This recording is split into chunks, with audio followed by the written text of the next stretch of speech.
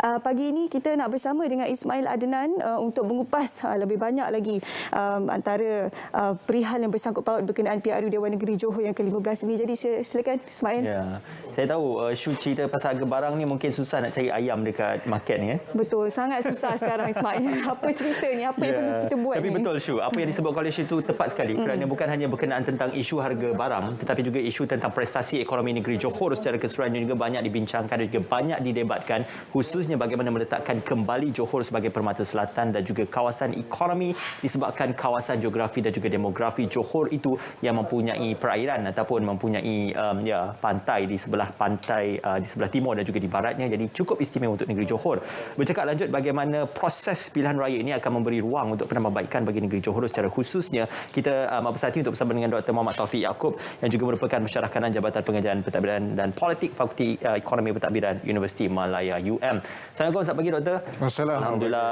Terima kasih Doktor bersama kami pagi ini. Walaupun Doktor popular di media massa dan juga di media elektronik tetapi tetap memilih kami untuk pagi ini. Terima kasih Doktor. Sama-sama, terima kasih. Alhamdulillah.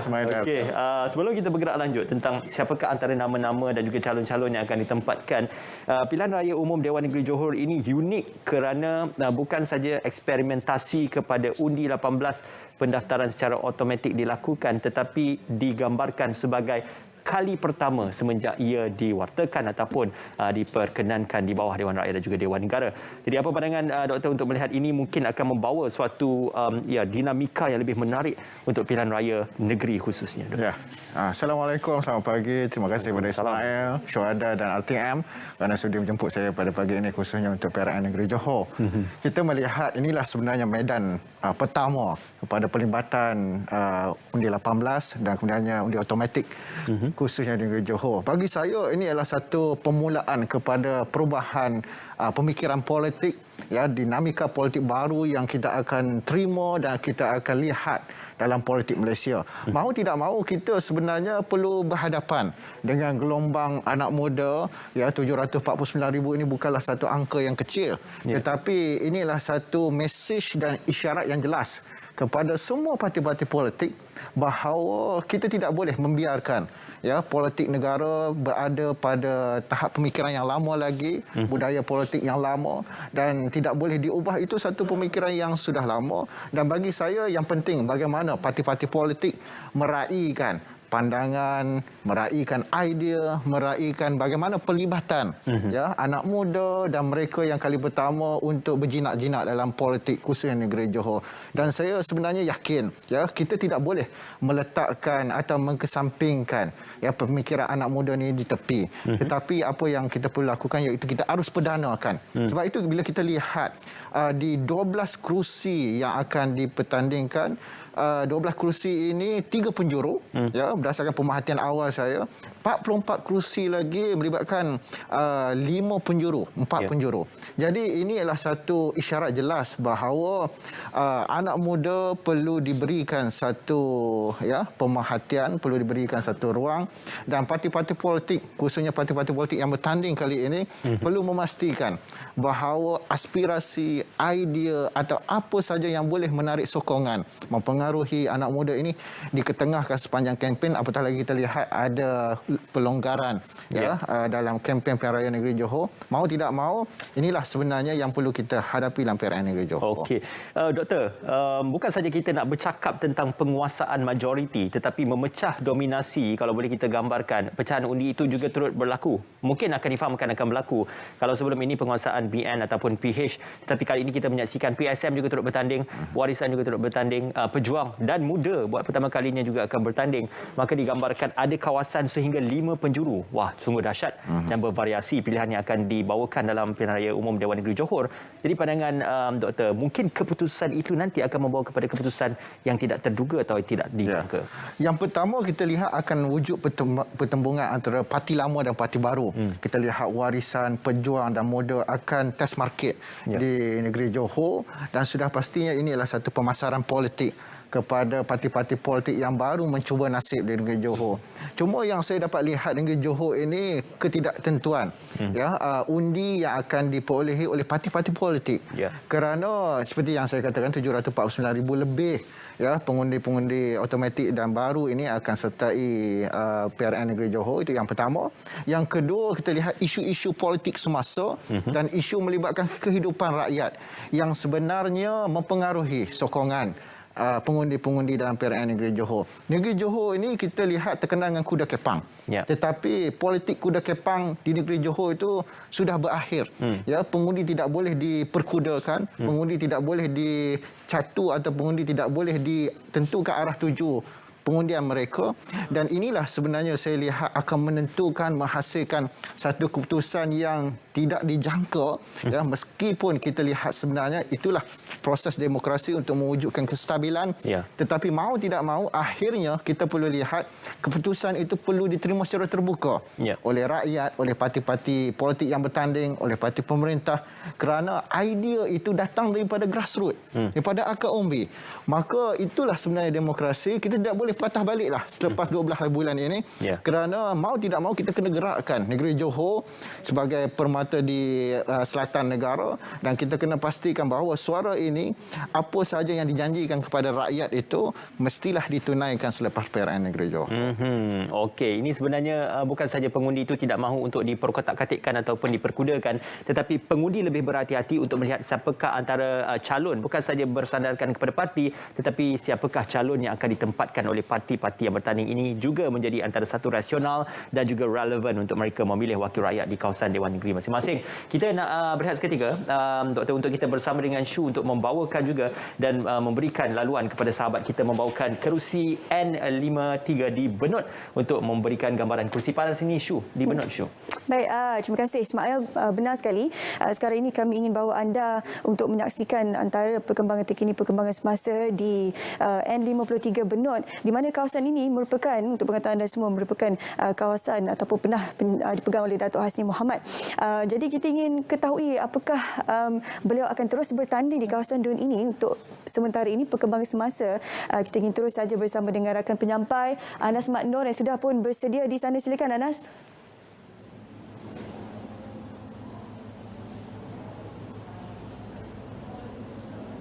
Terima kasih Syuhada. Baik, lintas langsung pagi ini kami bawakan dari Pusat Penamaan Calon N53 bagi Dewan Negeri Benut. Ketika ini sebenarnya para petugas SPR sedang sibuk menjalankan persiapan akhir sebelum pukul 9. Kira-kira lebih dari 30 minit sahaja lagi akan bermulalah proses penyerahan borang pencalonan daripada calon-calon yang akan bertanding mewakili parti dari masing-masing. Dan kelihatan juga sebenarnya saya sempat lihat di luar perkarangan Dewan ini ada salah seorang calon juga telah tiba awal namun masih tidak dibenarkan masuk kerana proses penamaan penyerahan borang pencalonan hanya bermula pada pukul 9 pagi nanti.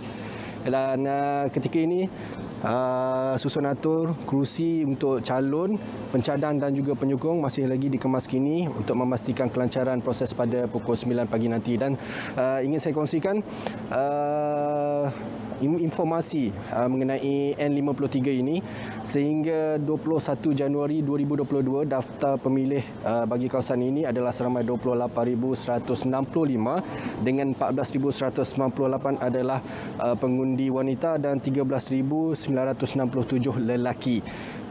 Sesuatu yang menarik juga untuk pilihan raya umum Dewan Negeri Johor kali ini, menyaksikan pengundi-pengundi baharu akan mula menunaikan tanggungjawab masing-masing. Mereka yang berusia 18 hingga 20 tahun di kawasan ini seramai 1,616 orang.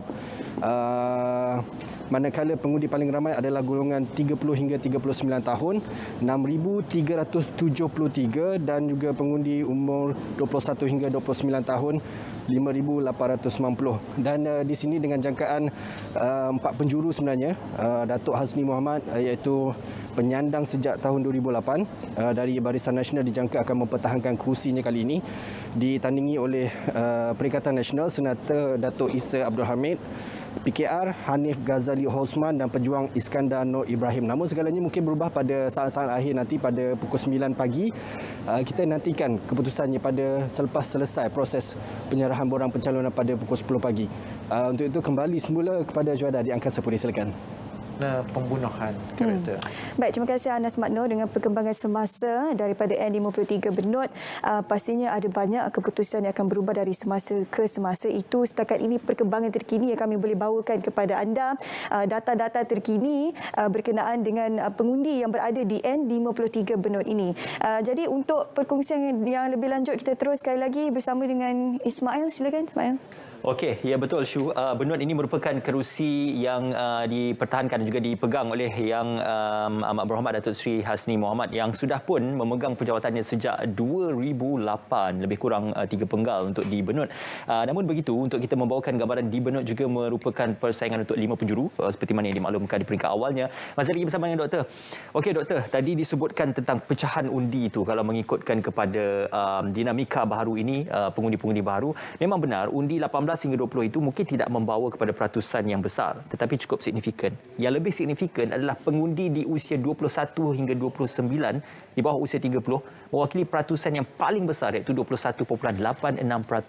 Jadi mungkin dengan dicampurkan 18 hingga 20, 21 hingga 29 itu akan membawa kepada satu gelombang corak pengundian yang mungkin berbeza daripada apa yang kita saksikan di saluran 1 atau saluran 2 sebelum-sebelum ini, Doktor. Ya, kita lihat pengundian automatik ini memberi peluang kepada mereka yang tidak mendaftar secara manual sebelum ini. Dan itu sebenarnya memperlihatkan bahawa mereka berada pada keadaan di tengah-tengah, sama ada minat dengan politik ataupun sebaliknya. Maka inilah sebenarnya kelompok yang perlu difokuskan oleh parti-parti politik untuk menaikkan semangat, untuk meraih sokongan, untuk memastikan bahawa mereka keluar mengundi. Itu yang perlu difokuskan. Kerana kita lihat anak muda belia ini boleh di-tackle, boleh ditawan hati mereka menerusi media sosial dan apa saja yang boleh menarik perhatian mereka. Dan sudah pasti selain daripada anak muda itu, saya juga lihat sepanjang pemerhatian saya di negeri Johor melalui data-data, terdapat 20 kawasan DUN merupakan kawasan Felda. Di negeri Johor saja terdapat 72 rancangan Felda. Dan jangan lupakan rancangan Felda ini pengundi-pengundinya sudah ada dia punya pilihan, sudah ada parti-parti politik yang sebenarnya menjadikan itu sebagai fixed deposit kepada mereka untuk menang dalam PRN, khususnya PRN negeri Johor. Mahu tidak mahu, inilah sebenarnya yang perlu difokuskan, iaitu umur 21 tahun ke atas.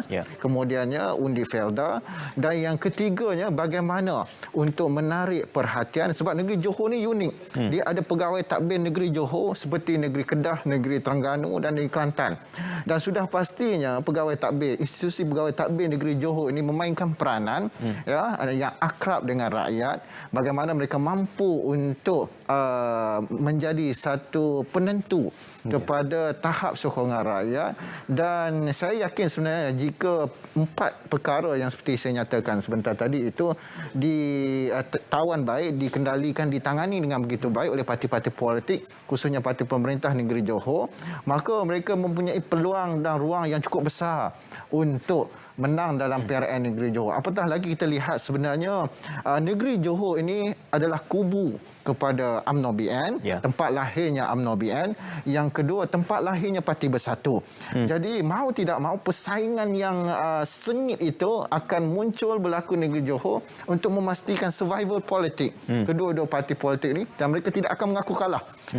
Dan sudah pasti saya lihat kerjasama politik yang sebelum ini ada dalam sejarah politik negara sebelum merdeka. Kerjasama politik ditubuhkan sebelum pilihan raya, tetapi di negeri Johor kita kena ingat kerjasama politik itu akan muncul selepas pilihan raya. Inilah sebenarnya dinamiknya politik. Tengok nombor lah kot. Akan tengok nombor, mahu tidak mahu akhirnya akan berbalik kepada nombor dan akhirnya kita berdamailah. Itu yang akan berlaku dalam politik negara, dalam politik negeri Johor. Kerana Johor ini cerminan kepada peringkat persekutuan. Okey, Doktor, kita nak berjeda seketika untuk kita memberikan laluan. Kita nak berehat seketika kerana kita menyaksikan sikit bengkisan di Pemanis. Pemanis ini kalau boleh digambarkan pada PRU yang lalu adalah merupakan satu kawasan yang mempunyai majoriti kurang daripada 500 untuk persaingan itu. Sengit boleh digambarkan. Kita nak menyaksikan sedikit gambaran daripada sahabat kita untuk kita gambarkan di pemandu. Silakan.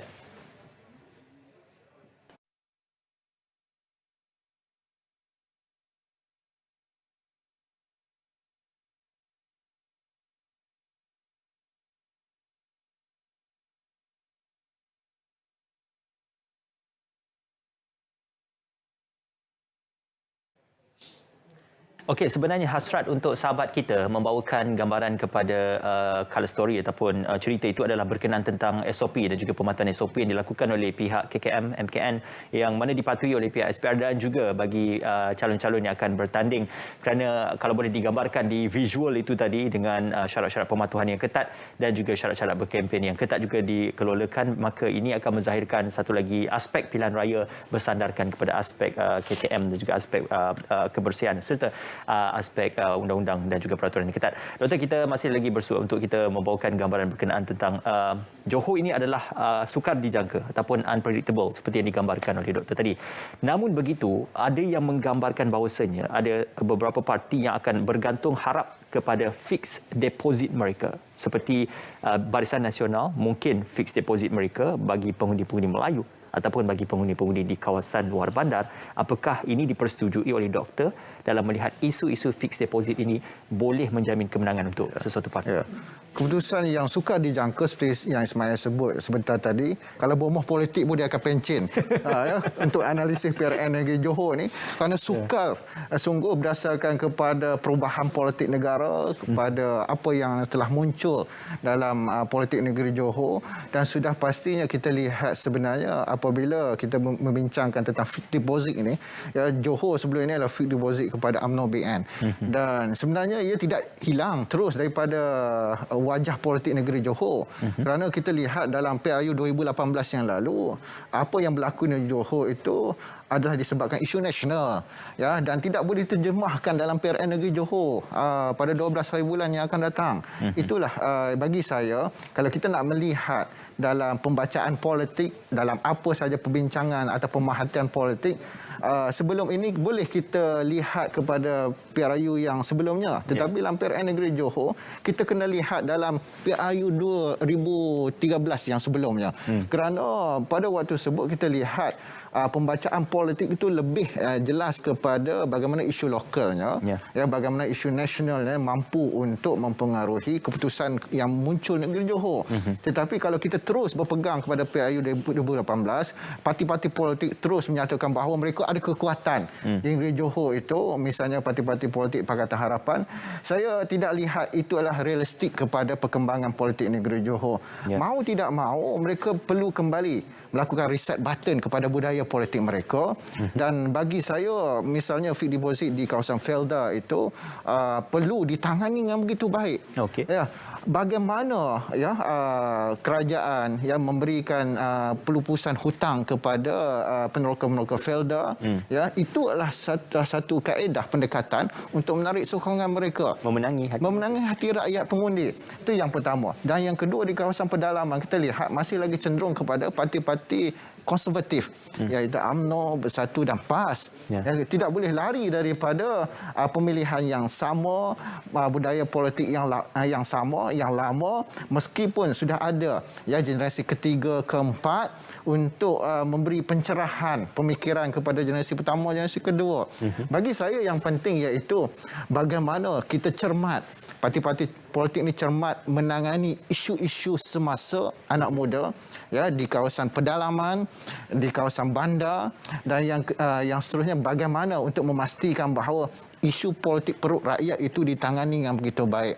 Kerana rakyat berada dalam keadaan susah hari ini, sekiranya bantuan itu diberikan bukan sekadar one off, tetapi kalau bantuan itu diberikan secara berterusan, bagaimana untuk membangkitkan ekonomi mereka semula di kawasan pedalaman negeri Johor, di kawasan bandar. Kita lihat di Johor Bahru itu kos sara hidup yang begitu tinggi, ya, bagaimana itu berjaya dikawal, ditangani, dibantu. Saya yakin parti-parti politik yang mampu melakukan manifesto yang baik untuk rakyat, mengubah manifesto yang cukup cantik kepada rakyat, ini akan berjaya menawan hati pengundi dan rakyat negeri Johor. Mau tidak mau, sekarang fokusnya kepada rakyat. Rakyat adalah penentu rakyat adalah king, raja sehari negeri Johor. Okey, kita nak memilih siapakah yang akan memikul beban yang akan digalas. Beban yang cukup besar untuk membawa semula Johor dan juga merancakkan pembangunan di negeri Johor, khususnya di kawasan bandar dan juga luar bandar.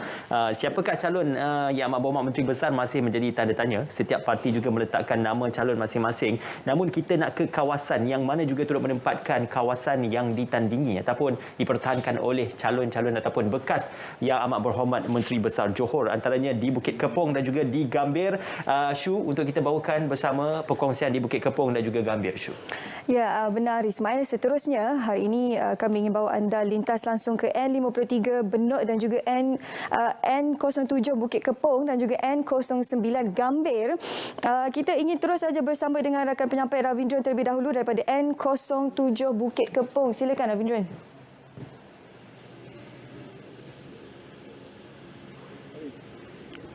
Baik, terima kasih Syuhaida di Angkasa Puri. Saudara, seperti mana anda sedia maklum, ketika ini saya berada di Dewan Karisma Pagoh untuk mengikuti proses penamaan calon bagi DUN N07 Bukit Kepong. Saudara, kertas penamaan calon boleh dikemukakan sebentar lagi bermula 9 pagi sehingga 10 pagi nanti kepada pegawai pengurus pilihan raya.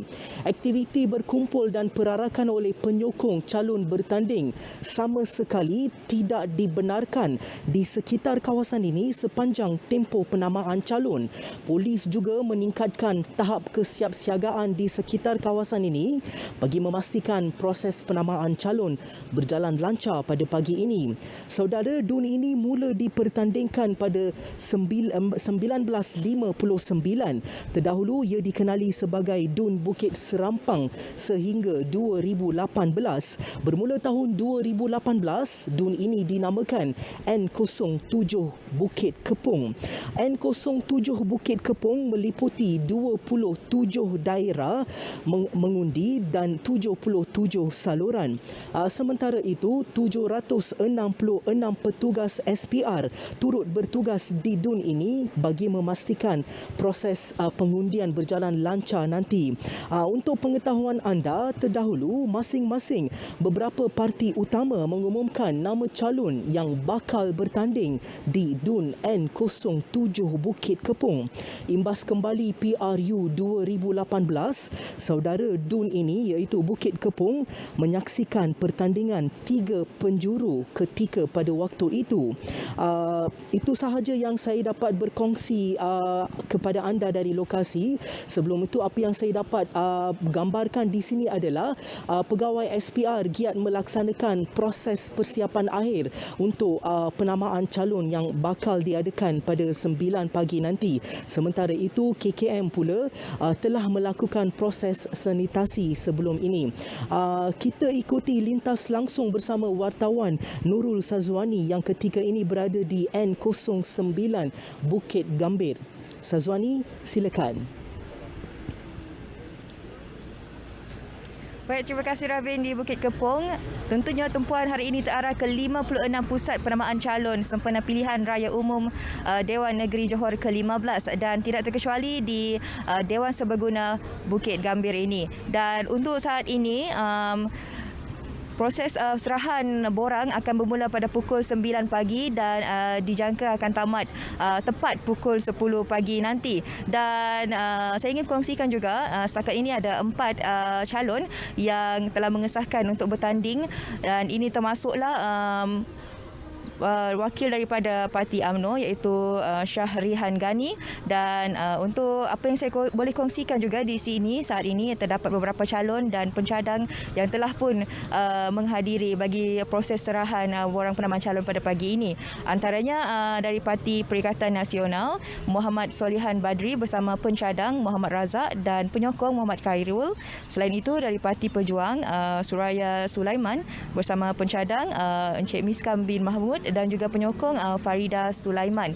Dan selain itu saya ingin menyentuh juga mengenai petugas yang ditugaskan bagi memastikan kelancaran proses penamaan calon pada pagi ini di Bukit Gambir, iaitu ada seramai 100 petugas yang terdiri daripada Suruhanjaya Pilihan Raya SPR dan juga pegawai anggota polis bagi memastikan setiap operasi yang berjalan pagi ini mematuhi SOP yang telah ditetapkan oleh SPR.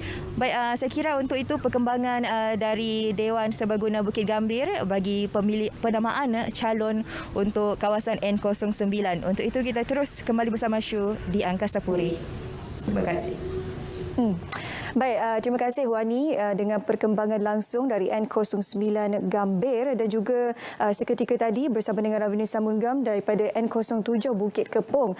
Untuk pengetahuan anda semua, antara mungkin perkongsian menarik yang saya boleh kongsikan, N09 Bukit Gambir ini merupakan penyandangnya adalah Tan Sri Muhyiddin Yassin, di mana beliau ada mengumumkan tidak akan bertanding pada kali ini. Jadi secara rasmi kita akan ketahui jam 9 nanti.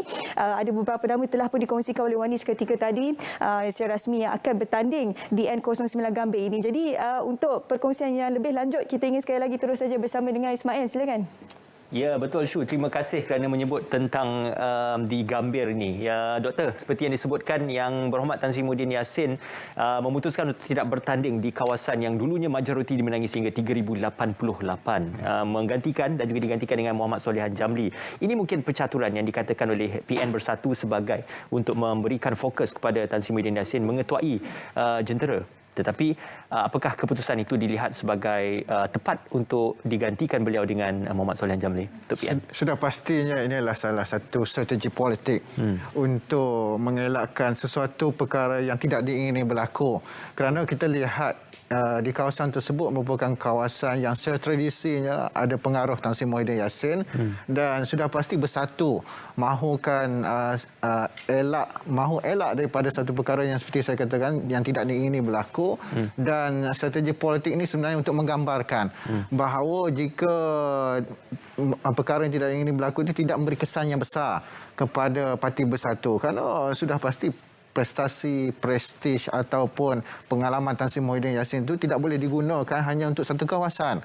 Ya, beliau perlu bergerak ke sekurang-kurangnya 56 kawasan tersebut untuk memenangkan calon Perikatan Nasional. Itu yang pertama. Yang kedua, kita lihat sebenarnya di Bukit Gambir itu merupakan salah satu kawasan yang strategik kepada Bersatu untuk menang, dan beberapa kawasan lain sepertinya Bukit Pasir, ya sepertinya Bukit Kepong. Jadi inilah kubu-kubu bagi parti tersebut. Bagi saya tidak perlu pun Tan Sri Muhyiddin Yassin bertanding di peringkat DUN kerana beliau merupakan pemimpin peringkat pusat dan takkan nak lantik sekali lagi sebagai Menteri Besar Negeri Johor. Sudah pastinya seorang Perdana Menteri itu, bekas Perdana Menteri, ya mau diangkat semula di peringkat persekutuan. Jadi logik politiknya, politiknya mestilah berdasarkan kepada kepimpinan peringkat negeri, kerana di negeri Johor paling tinggi pun jawatan Menteri Besar. Jadi bagi saya itulah satu strategi politik yang diketengahkan oleh Perikatan Nasional, dan sudah pasti ya Tan Sri Muhyiddin Yassin diperlukan oleh parti-parti komponen Perikatan Nasional untuk membantu mereka di kawasan-kawasan yang dilihat sebagai hitam dan kabur. Dan seterusnya saya sebenarnya suka untuk melihat negeri Johor ni, dalam PRN negeri Johor ni merupakan pertembungan bekas-bekas menteri besar. Ya, kita lihat sekurang-kurangnya ada 4 menteri besar. Yang pertama Datuk Seri Khalid Nordin, yang kedua kita lihat Datuk Sarudin Jamal. Ya, kemudian kita lihat Tan Sri Muhyiddin Yassin itu sendiri, Hasni Muhammad. Ya, dan Hasni sendiri. Jadi ini sebenarnya memperlihatkan bahawa bukan sahaja giant killer akan muncul negeri Johor, tetapi sebenarnya untuk memperlihatkan bahawa menteri besar, bekas-bekas menteri besar ini sama ada masih mempunyai sokongan ya ataupun sebaliknya. Kerana sudah pasti fasa-fasa pentadbiran mereka sebelum ini diingati oleh rakyat dan mereka akan gunakan platform PRN Negeri Johor ni untuk mempromosi parti-parti yang mereka tandingi. Ya. Apatah lagi kita lihat Johor ini sebenarnya bukan sahaja pintu utama di selatan, tetapi adalah bagaimana kelangsungan parti-parti politik ini untuk terus hidup dalam PRU ke-15 yang Okey, pilihan raya umum Dewan Negeri Melaka menyaksikan ada isu giant gila juga turut berlaku dan juga dibuktikan dengan isu yang berlaku. Okey, seterusnya juga kita nak ke N13 untuk kita membawakan gambarannya di kawasan sana. Shu, ada gambarannya untuk bersama dengan sahabat penyampai kita? Terima kasih Ismail. Ya, kita akan bersama dengan rakan penyampai dari N13 iaitu Simpang Jeram dan juga di N16 Sungai Balang. Kita akan bersama dengan rakan penyampai kita terlebih dahulu daripada N13 Simpang Jeram. Kita ingin terus saja bersama dengan Nur Syafina Sesari untuk perkembangan situasi semasa di sana. Silakan.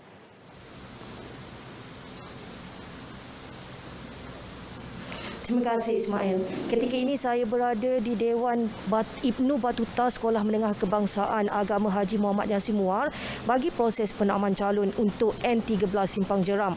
Ketika ini pusat penakman calon masih lagi belum dibuka dan hanya akan menerima calon pada pukul 9 pagi. Bermakna sebentar sahaja lagi. Baru tiba sebentar tadi di pekarangan pusat ini adalah calon pejuang Mahizal Mahmur pada pukul 8.25 pagi. Dan kami masih lagi menunggu calon-calon lain untuk menghantar borang permohonan masing-masing. Keadaan di sini masih lagi tenang tanpa kehadiran penyokong parti-parti yang bertanding. Ia berikutan mereka dilarang untuk berkumpul dan masuk ke kawasan penakman calon ini. Hanya 3 individu dibenarkan masuk iaitu calon, pencadang dan penyokong calon, dan pengawasan SOP yang dijalankan oleh petugas Polis Diraja Malaysia dan juga KKM juga sangat ketat. Proses sanitasi juga dijalankan seawal jam 7 pagi tadi oleh pegawai KKM. Untuk makluman, 4 parti telah mengumumkan untuk bertanding di N13 Simpang Jeram ini, iaitu termasuklah penyandangnya Datuk Seri Salahuddin Ayub. Turut mengumumkan untuk bertanding di sini adalah calon Barisan Nasional Datuk Lokman Makdun, calon Perikatan Nasional PN Ustaz Zarul Saleh dan juga calon pejuang Mahizal Mahmur. Namun keputusan rasmi calon ini yang bakal bertanding hanya akan diketahui kira-kira pukul 10.30 pagi nanti. Untuk pengetahuan, Dewan Negeri N13 mempunyai 40,014 pengundi yang layak, iaitu 40,007 pengundi biasa dan 7 pengundi luar negara. Seramai 19,885 adalah pengundi lelaki, manakala 20,429 pengundi wanita. Untuk rekod juga, pada PRU 14, Dewan Negeri ini dimenangi oleh PKR yang disandang oleh Datuk Seri Salahuddin Ayub yang mana dengan majoriti 7,687 undi ketika itu, sekaligus mengenepikan calon Barisan Nasional ketika itu Muhammad Razi Amin, calon PAS Dr. Mazri Yahya dan calon bebas. Untuk makluman juga, SOP yang dijalankan juga sangat ketat dan hanya orang-orang tertentu saja boleh masuk ke dalam ini. Jadi saya kira setakat ini saja laporan dari N13 Simpang Jeram ini. Saya Nur Syafina Sari yang sahih di RTM. Kita kembali kepada Hana Adlin di Sungai Balang. Silakan.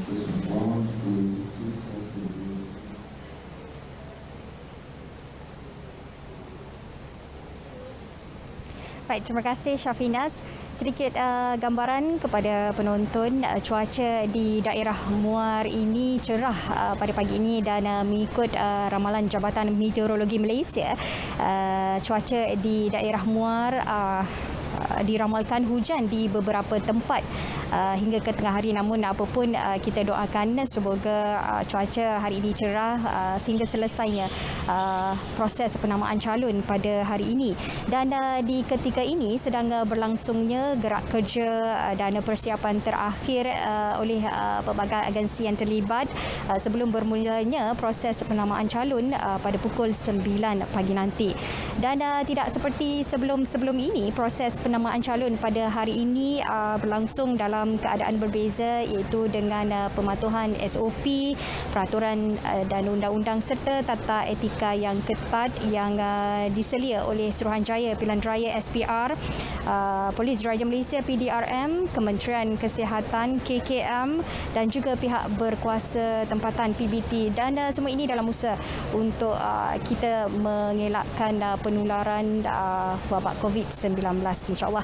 Dan sedikit perkongsian mengikut statistik yang diwartakan oleh Suruhanjaya Pilihan Raya SPR, jumlah keseluruhan pengundi di kawasan N16 Sungai Balang ini adalah seramai 30,121 pengundi yang terdiri daripada 30,098 pengundi biasa, 21 pengundi polis dan pasangan dan juga 2 pengundi tidak hadir luar negara. Dan daripada jumlah tersebut seramai 14,920 iaitu 49.53% adalah pengundi lelaki, manakala 15,201 persamaan 50.46% adalah pengundi wanita. Dan pada pilihan raya umum ke-14 N16 Sungai Balang menyaksikan pertemuan 3 penjuru iaitu antara Barisan Nasional, Pakatan Harapan dan juga PAS. Dan calon daripada BN Zaitun Ismail memenangi kerusi N16 Sungai Balang dengan majoriti 170 undi. Baik, setakat ini dahulu perkembangan dari kami di N16 Sungai Balang, pilihan raya umum Dewan Negeri Johor ke-15. Saya Hana Adlin Nasajun Ahmad, yang sahih hanya di RTM. Kembali bersama Syu. Silakan. Baik, terima kasih Hana Adlin Nasution berkongsi kepada kita berkenaan keadaan juga situasi semasa di N16 Sungai Balang. Juga terima kasih sebentar tadi bersama dengan Nur Syafina Sari daripada N13 Simpang Jeram. Mungkin kita boleh kupas sikit sebanyak berkenaan dengan N16 Sungai Balang ini, di mana Yang Berhormat Datuk Ismail merupakan antara calon wanita yang menang di DUN ini. Jadi Ismail dan juga Dr. Taufik, silakan dengan perbincangan lanjutnya. Okey, N13 Simpang Jeram, Datuk Sri Salahuddin Ayub. Beliau juga merupakan mantan bagi Menteri Kabinet dan juga disebut-sebut sebagai calon Menteri Besar yang akan ditempatkan oleh Pakatan Harapan. Okey, Doktor, selain daripada parti-parti yang bersifat sebagai popular disebutkan, ada juga parti yang mungkin kita tidak memberikan tumpuan tetapi boleh memberikan kejutan. Antaranya PAS, PSM, Warisan dan juga Gerakan tidak boleh lupa kerana mereka juga mempunyai peluang yang sama rata dengan parti-parti lain. Jadi bagaimana pandangan doktor untuk kita melihat di sebalik persaingan dan juga tumpuan kepada parti-parti yang dominan ini, mereka ini juga boleh melakukan pecutan di saat akhir? Sebelum kita buat satu pemerhatian tersebut, kita kena lihat kadar peratusan keluar undi yang akan keluar undi dalam PRN Negeri Johor. Kalau Sebenarnya lebih 70 mungkin. Lebih 70 mungkin. Tetapi kita lihat trend daripada Sabah, Sarawak, Melaka, itu bagi saya walaupun bukan mustahil, tetapi agak mustahil kerana dengan kes COVID yang meningkat naik dan menakutkan pengundi-pengundi untuk keluar mengundi, walaupun usaha-usaha dilakukan oleh parti politik dan SPR. Tetapi bagi saya, parti-parti politik yang disebut sebentar tadi itu sebenarnya bagi saya harapan itu cukup sukar bagi mereka. Kerana jika di bawah 70% keluar mengundi, ini akan memberikan satu kelebihan dan status quo kepada parti pemerintah BN. Ya, BN. Ya, seperti yang kita sebut di negeri Johor, dan sudah pastinya parti-parti politik yang kita sebutkan sebentar tadi PAS itu jika bertanding, bagi saya itu membuang tenaga, ya, dan bagi saya ini direct terus saya cakap ni. Dalam politik saya kena terus terang, ya, kerana kita tidak boleh ke kanan atau ke kiri, sehingga menyebabkan akhirnya kita sendiri pengasih politik dicemuh dalam kalangan rakyat. Ya, bagi saya, biar kita berpijak atas bumi yang nyata, realistik dengan perkembangan politik negara, seperti mana yang kita sebut, saya sebut sebelum ini, jika DAP bertanding di Kelantan pun itu bagi saya mustahil untuk menang. Kerana kawasan itu di negeri Kelantan itu bukanlah kerusi yang memberi kemenangan besar pada DAP atau kubu kuat DAP. Dan kita kena lihat bagaimana arus gelombang politik negara ini sama ada mampu memberi kemenangan ataupun tidak. Sudah pasti parti-parti politik ini masuk bertanding dalam pilihan raya negeri ataupun persekutuan, mereka mahu menang. Dan mereka menggunakan apa saja pendekatan platform, menggunakan nama rakyat, menggunakan tarikan-tarikan tertentu bagi memastikan bahawa mereka dapat undi yang besar. Dan bagi saya yang paling menarik iaitu bagaimana strategi politik itu dapat difokuskan kepada kerusi-kerusi yang mampu untuk menang.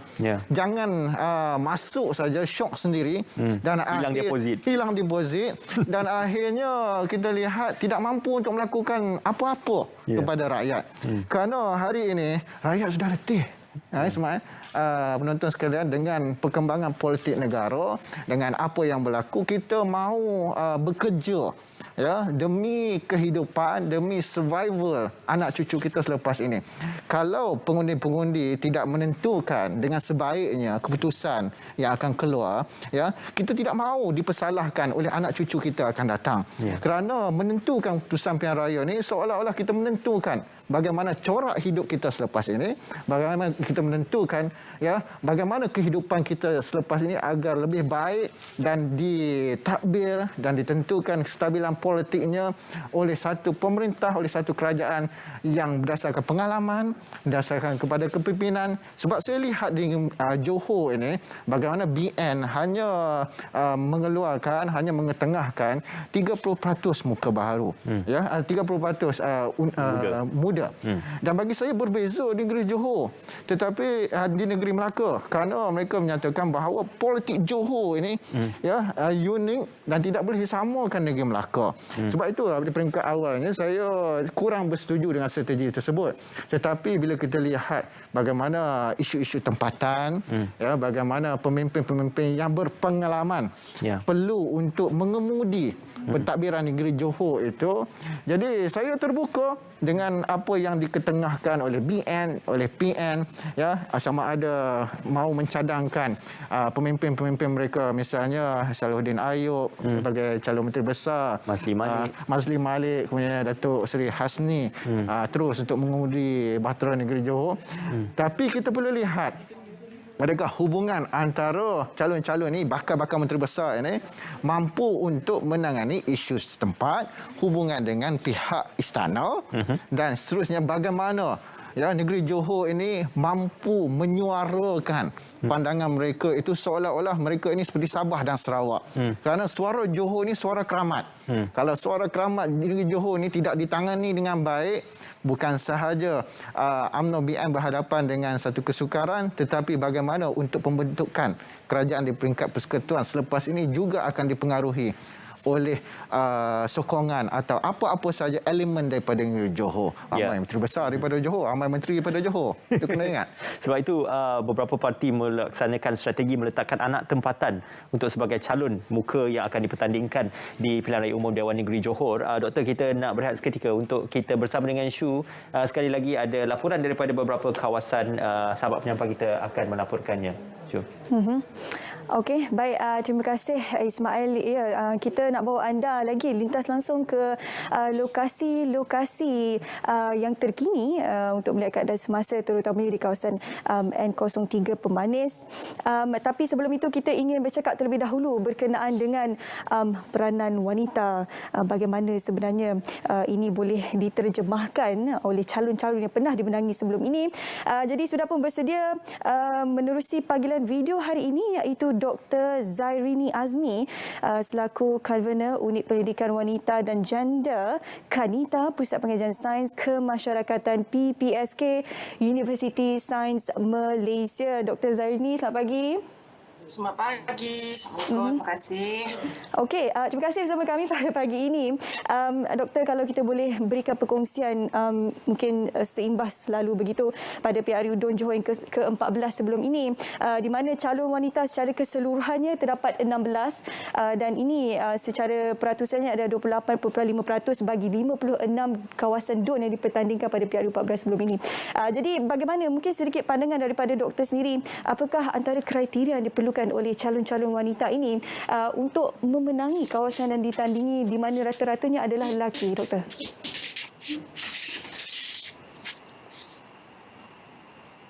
Okey, baik, Syahada, terima kasih. Kita mulakan beginilah bagaimana kita melihat peranan wanita itu dalam politik. Sebab wanita ini dalam politik dikenali sebagai seorang ahli parti, ahli politik yang rajin, yang berdedikasi, yang setia, yang sanggup bekerja keras kerana parti, berjiwa ketal serta mempunyai komitmen yang tinggi. So, mereka lah yang bekerja keras untuk meyakinkan masyarakat supaya memilih parti yang mereka wakili melalui pendekatan yang mesra masyarakat, mesra komuniti. Mereka pergi ke rumah, mereka mengadakan majlis ilmu dan melalui pelbagai aktiviti kebajikan yang lain. So, inilah kelebihan wanita dan ini tidak dapat disangkalkan lagi yang memenangkan calon-calon lelaki yang lain. So, apabila diterjemahkan dalam bentuk calon wanita, kelebihan ini masih ada. Mereka, calon wanita ini, dia boleh mendekati dengan lebih mudah pengundi lelaki dan pengundi wanita. Dalam satu kajian yang dilakukan oleh Profesor Wazir Jahan Karim dalam tahun 1990-an yang cuba mencari apakah kualiti yang perlu ada dalam kalangan pemimpin wanita dan juga pengundi wanita, mereka menjawab bahawa antaranya termasuk pemimpin wanita perlu menjadi seorang yang peramah, mempunyai personality yang extrovert dan juga minat dengan aktiviti kemasyarakatan, dan mempunyai keyakinan untuk bercampur dengan pengundi lelaki dan pengundi wanita. So, saya kira kualiti itu ada pada setiap calon wanita dan cuma yang pentingnya perlu ditonjolkan. Perlu ditonjolkan. Yang menjadi isunya sekarang bukan kriteria wanita itu atau tidak sama dengan lelaki. Yang menjadi isu sekarang adalah tanggapan bahawa calon lelaki itu lebih baik daripada calon wanita.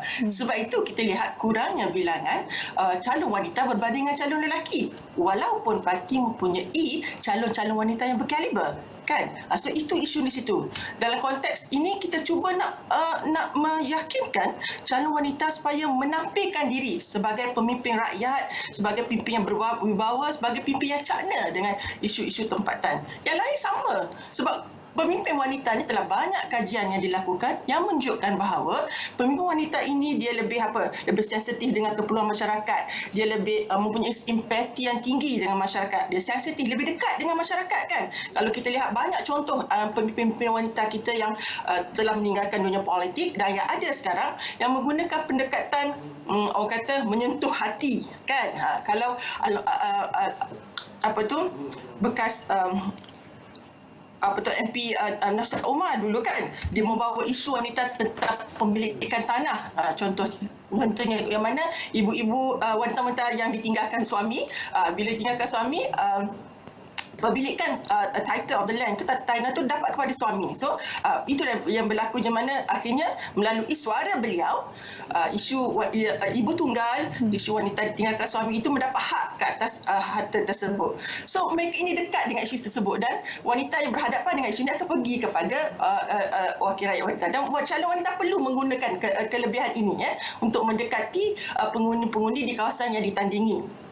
Sebab wanita ni senang dia bergabung kan, dia boleh senang mempercayai, menampak beretika dan berintegriti. Kalau nak sentuh tentang integriti, kita bandingkan calon wanita dan calon lelaki. Calon wanita ni kalau dia menang satu kawasan tu, dia memang akan pegang lama lah, sebab gerak kerja dia selalu dekat masyarakat. Kita lihat kepada Wabi Zailah, Siti Zailah kan, dia ni memang jenis yang turun padam, banjir ke tak banjir ke memang sentiasa berada dengan masyarakat. So itulah kualiti calon wanita, cuma perlu ditonjolkan keterlihatan, visibility teliti itu adalah penting, terutama dalam konteks pandemik sekarang ni, yang mana banyak sekatan-sekatan kempen pilihan raya yang tidak boleh diadakan.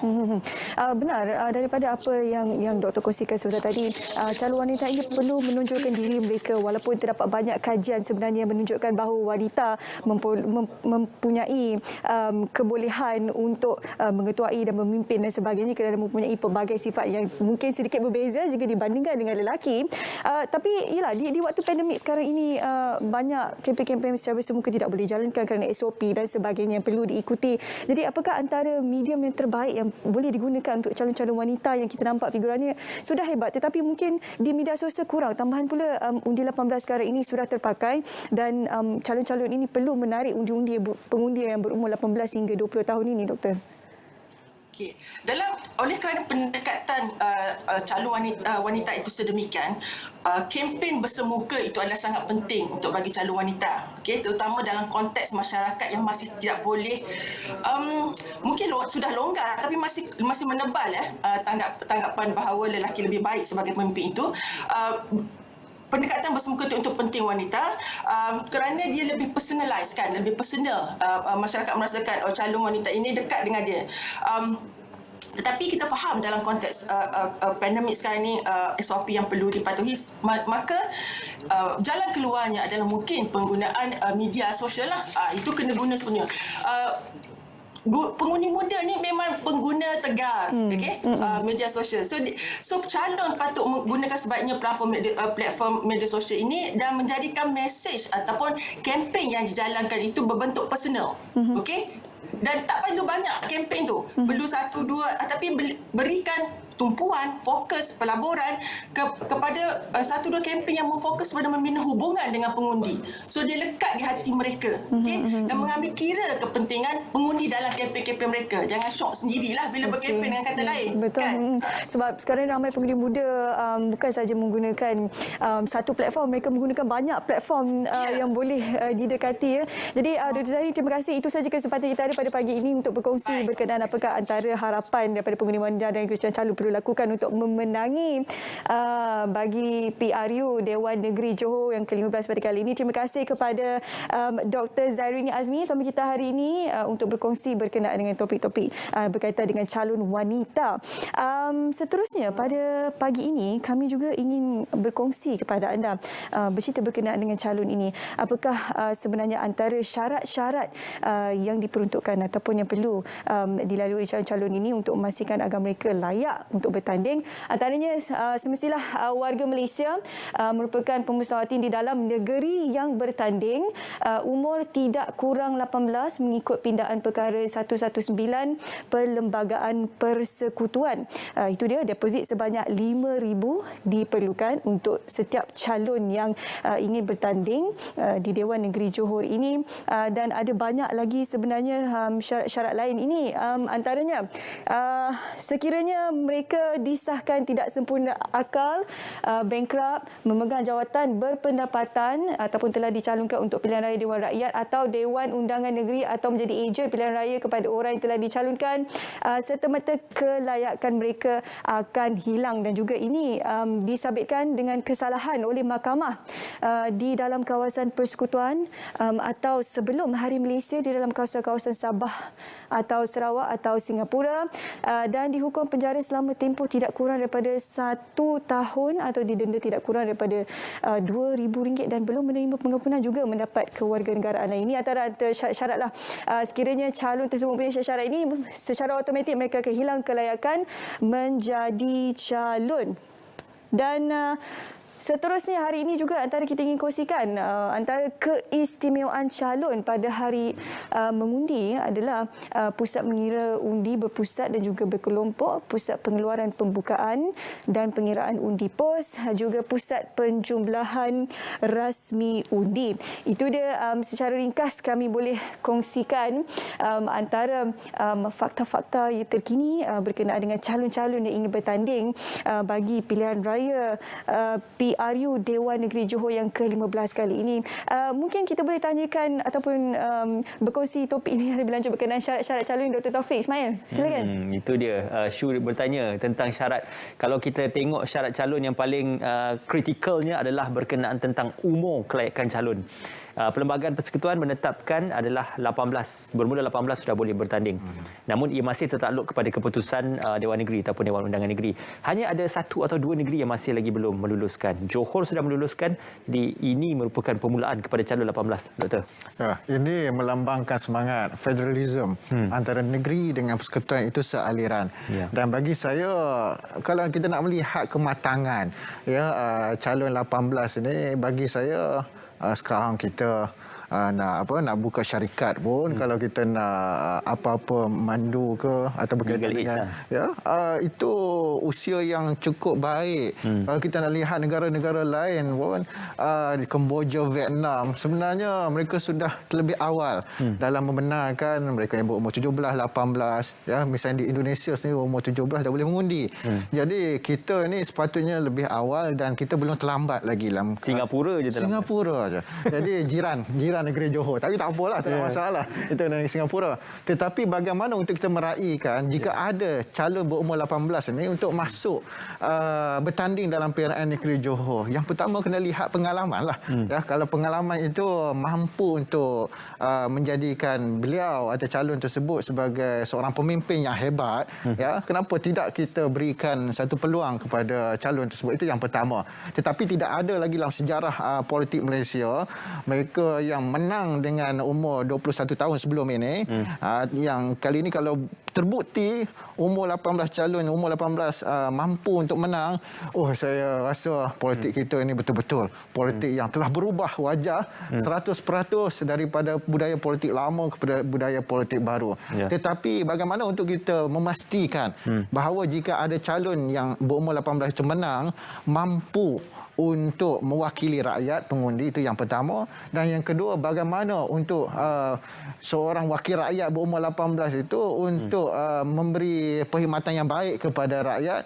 Dan bagi saya mereka ni pada umur 18 sudah terlatih daripada universiti, kemudiannya dengan pendedahan media sosial, dan kita lihat bagaimana wabak COVID-19 itu melatih mereka untuk berdisiplin, bagaimana untuk menggunakan perkhidmatan-perkhidmatan yang sewajarnya sebagai warga negara Malaysia. Jadi bagi saya tidak ada masalah dengan umur 18. Tetapi bagaimana untuk kita melahirkan pemimpin. Kalau tak menang pun tak ada masalah. Calon-calon yang berumur 18 ni masuk bertanding dalam PRN Negeri Johor, tetapi bagaimana untuk kita memberi pendidikan politik kepada mereka, bagaimana untuk kita memastikan bahawa mereka ini terdedah dengan ilmu politik di peringkat lapangan. Tidak semestinya dengan hanya mengundi, tetapi turut serta dalam pilihan raya sebagai calon, itu juga pendidikan politik yang sebenarnya kita perlu berikan ruang. Kerana kita tidak mahu ada lagi tomahan, dakwaan bahawa umur 18, 21 tahun ni belum lagi bersedia untuk terlibat dengan politik negara. Ya, sebenarnya bukan perkara baru kerana Yang Berhormat Datuk Seri Najib juga pernah menjadi menteri besar suatu ketika dulu dalam usia 20-an. Jadi ini satu perkara yang ada track recordnya ataupun ada gambaran dan juga ada bukti rujukannya. Cumanya untuk calon 18 ini, apakah ia boleh diangkat oleh parti masing-masing untuk digambarkan sebagai pemimpin khususnya selepas pilihan raya berakhir. Okey, kita nak bersama dengan sahabat kita untuk panggilan secara audio N21 Parit Yani untuk bersama dengan anda ketika ini. Hello, mungkin boleh diberikan laporannya sahabat kita di sana di N21 Parit Yani. Teruskan saja ke laporannya. Baiklah saudara, saya kini berada di Dewan Orang Ramai Parit Raja yang dijadikan lokasi bagi hari penamaan calon dan proses penyubahan undi N21 Parit Yani. Ketika ini persiapan akhir proses penamaan calon sedang dibuat. Sebelum itu saudara, saya kongsikan bersama-sama anda cuaca di sekitar Dewan ini cukup baik dan ini pastinya melancarkan proses penamaan calon di sini dengan wakil yang dinamakan oleh parti yang bertanding hadir bagi mengemukakan borang pencalonan. Itu masuk juga dikawal baik oleh anggota keselamatan PDRM yang bertugas dengan hanya petugas SPR, petugas media dan wakil parti yang ingin mengemukakan borang pencalonan yang dibenarkan masuk. Saudara, apa yang dapat saya gambarkan juga kepada anda yang mendengar, susunan atur meja dan kursi di dalam Dewan ini mengikut SOP yang disaran dan ditetapkan oleh KKM dan MKN. Baiklah saudara, N21 Parit Yani terdiri daripada 41,831 jumlah pemilih biasa dengan 13 merupakan pengundi awal membabitkan polis dan pasangan, 7 pengundi tidak hadir, menjadikan jumlah dalam daftar pemilih induk 41,851. Daripada jumlah tersebut, 20,699 atau 49.46% lelaki dan 21,152 atau 50.54% perempuan pemilih yang berusia 21 hingga 29 tahun merupakan yang teramai dengan 10,761 atau 25.71%. Jadi saudara, setakat ini dahulu dari Dewan Orang Ramai Pelik Raja bagi Hari Penamakan Calon N21 pada hari ini. Kita akan kembali sejurus Pegawai Pengurus Pilihan Raya Encik Abdul Halim bin Abdul Rahman mengumumkan calon-calon yang bertanding bagi N21 pada hari ini. Saya Kala Rusli yang sahih di RTM. Okey, terima kasih N21 Farid Yani. Laporan yang konklusif lah sebenarnya boleh kita kata, walaupun pantas sedikit masanya itu. Tapi Doktor, di Farid Yani Datuk Najib Samuni diletakkan oleh UMNO untuk bertanding di Farid Yani. Jadi ini juga mungkin satu tumpuan. Apakah ini juga fixed deposit untuk UMNO ataupun BN di Farid Yani? Bukan saja di Farid Yani, kita lihat di beberapa kursi DUN itu sebenarnya ada memberi kelebihan kepada UMNO BN. Tetapi bagaimana untuk memastikan kemenangan itu lebih besar ya berbanding dengan PRU 2018 yang lalu, kerana sudah pasti ini adalah satu platform untuk mengekalkan momentum ya mengadakan PRU yang ke-15 yang akan datang. Dan bagi saya yang penting iaitu bagaimana parti-parti politik ini dapat memberikan satu kemenangan ataupun satu keputusan majoriti yang besar kemenangan mereka untuk meyakinkan rakyat bahawa mereka mampu untuk mentadbir negeri Johor. Itu yang pertama. Yang kedua, untuk mempercepat, memberi tekanan kepada di peringkat persekutuan untuk menjalankan PRU ke-15. Jadi mau tidak mau sebenarnya strategi parti-parti politik ini sebenarnya kita lihat dah boleh baca dah dalam politik negara. Tetapi bagaimana mereka mememunikan ya strategi-strategi politik mereka itu supaya tidak dilihat untuk mempergunakan pengundi demi kepentingan politik peribadi mereka. Kita tidak mahu sebenarnya rakyat ini dipaksa untuk keluar mengundi 2 kali. Misalnya peringkat DUN dan sekali lagi dalam PRU 15 yang akan datang. Tetapi ini sebenarnya demokrasi. Ya, mau tidak mau akhirnya rakyat perlu bersuara, tetapi saya risaulah dengan keadaan COVID-19 yang semakin menggila atau meningkat dalam negara kita, meskipun kita sudah ada booster, tetapi saya yakin dengan SOP kempen pilihan raya ya, dengan kita dah terdidik dengan SOP sebelum ini. Sebab itulah kita lihat KKM benarkan untuk kempen bersemuka dengan 100 orang di tempat tertutup. Tapi bagaimana pengundi itu, kalau saya di Johor pun saya rasa takut nak keluar mengundi atau tak. Was-was lah. Was-was ya, sama ada mudah jangkiti ataupun tidak. Tetapi bagaimana untuk kita meyakinkan diri kita sendiri, keluarga kita, bahawa kita keluar mengundi ini kita ada satu tanggungjawab yang besar, bukan saja untuk memenangkan calon disebut di Farid Yani atau mana-mana kawasan pun, tetapi sebenarnya untuk memberikan satu kestabilan, memberikan satu ruang kepada parti politik untuk membentuk sebuah kerajaan bagi menggerakkan jentera itu tanpa ada lagi gangguan-gangguan atau apa saja yang boleh merosakkan perancangan sedia ada. Ya, gambaran dapatan kes selepas pilihan raya umum Dewan Undangan Negeri Melaka dan juga PRN Sarawak membuktikan bahawasanya kekangan kes COVID-19 sudah dapat dilakukan mengikut SOP yang telah pun ditetapkan. Katanya Johor ada beberapa kawasan dilanda hujan lebat. Jadi mungkin kita nak mengetahui dengan lebih lanjut bagaimanakah situasi cuaca semasa khususnya untuk situasi Hari Penamaan Calon ini bersama dengan Met Malaysia untuk laporannya. Silakan.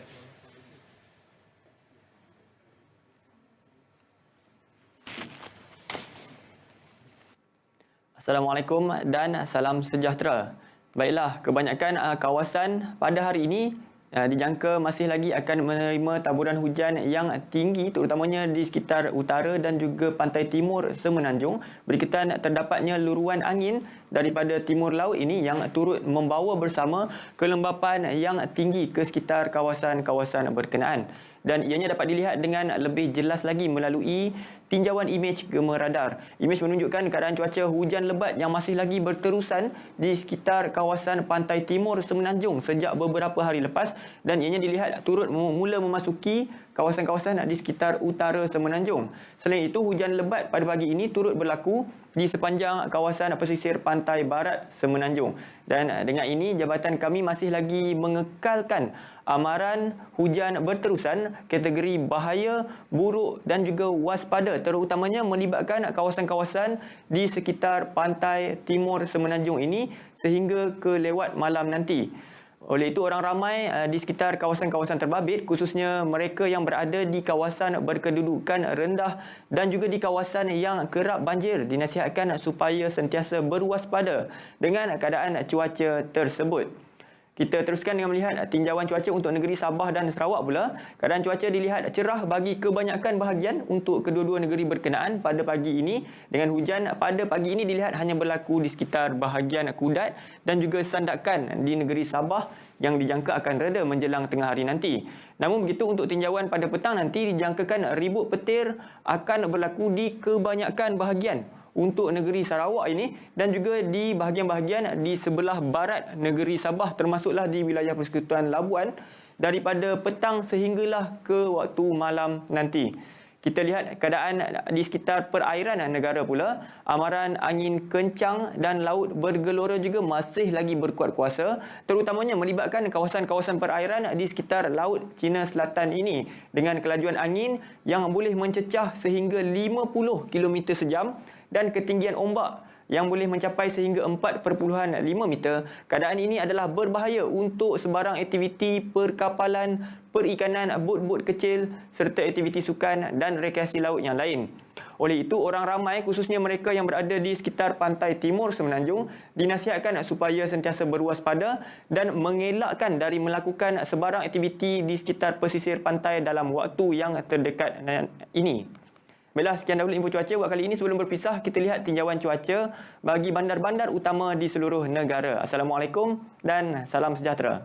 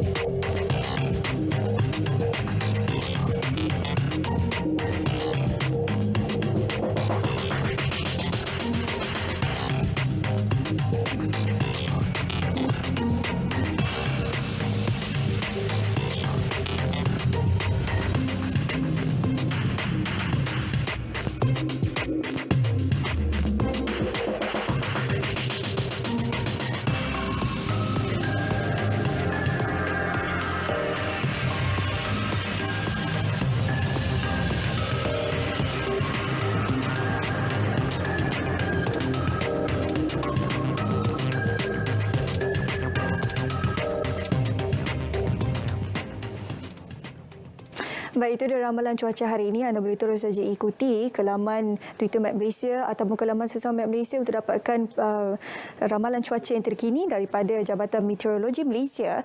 Seterusnya pada pagi ini kami ingin bawa anda ke N41 Puteri Wangsa pula. Kita akan bersama dengan rakan penyampai Erwin Zaid dan juga selepas itu kita akan bersama dengan N44 Larkin daripada Taufik Salimi. Tapi sebelum itu kita bersama dengan Erwin daripada N41 Puteri Wangsa terlebih dahulu. Silakan Erwin. Terima kasih Syuaida. Saya kini berada di Dewan Raya Taman Pelangi Indah, Baru Johor bagi membawakan perkembangan terkini proses penamaan calon bagi Dewan Negeri N41 Puteri Wangsa. Di mana kami masih lagi menunggu proses penamaan calon untuk bermula di Dewan ini yang dijangka akan bermula dalam masa terdekat. Berdasarkan laporan media bahawa masa ini pihak Perikatan Nasional meletakkan Loh Kayong sebagai calon bagi berebut kursi Dewan Negeri. Sementara perhatian sudah tentu tertempu kepada Parti Ikatan Demokratik Malaysia Muda yang meletakkan taruhan mereka kepada calon berumur 27 tahun, Amirah Aisyah Abdul Aziz. Bagi Parti Bangsa Malaysia PDIM diwakili Ahli Parlimen Tebrau, Ti Bencong. Dan maklumat yang saya bawa terima, Barisan Nasional BN akan diwakili MCA Eng UI.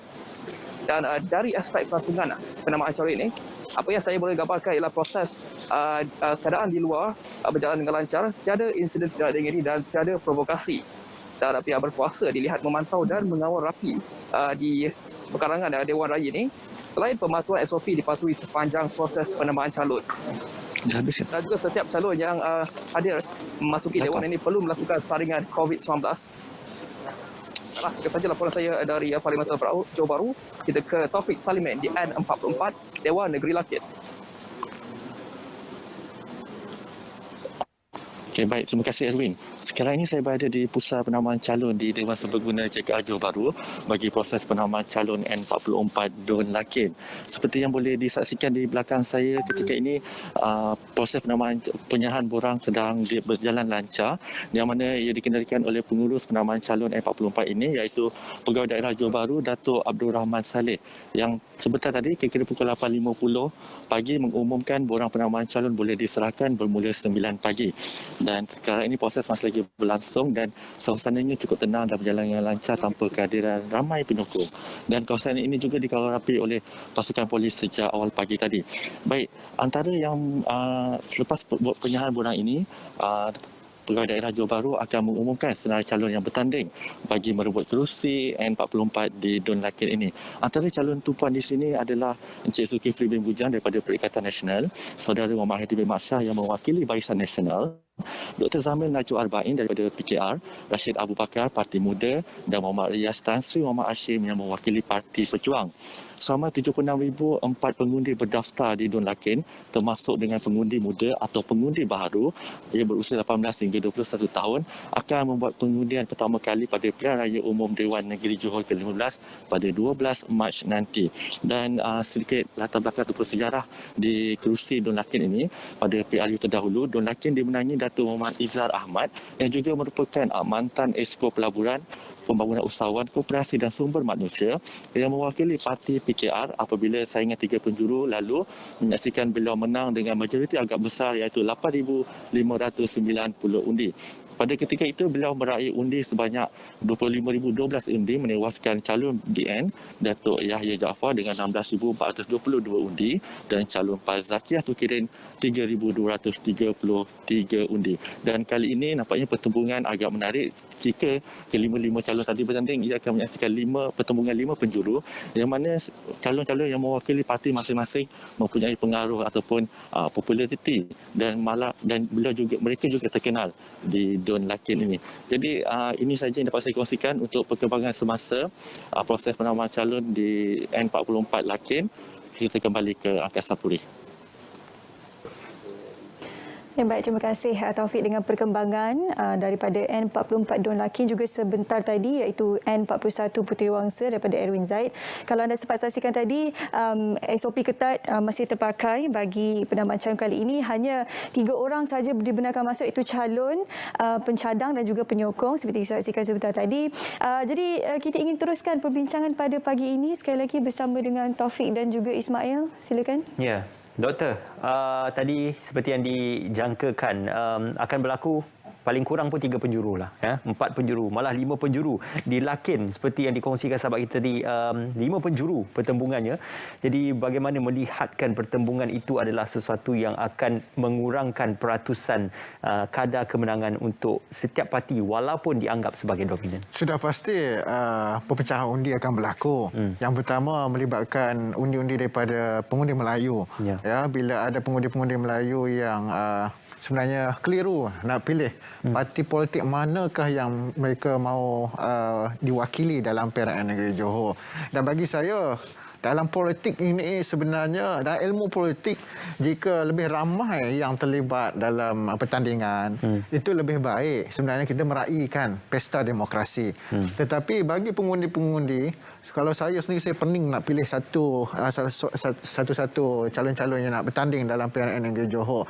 Namun saya lihat itu sebenarnya adalah perpecahan awal, ya, parti-parti politik yang sebelum ini sebenarnya memperkukuh kukuh solidariti mereka ya menerusi gabungan politik. Ya kita lihat Pakatan Harapan itu sendiri sudah berpecah apabila PKR tidak mahu ya untuk menggunakan logo PH.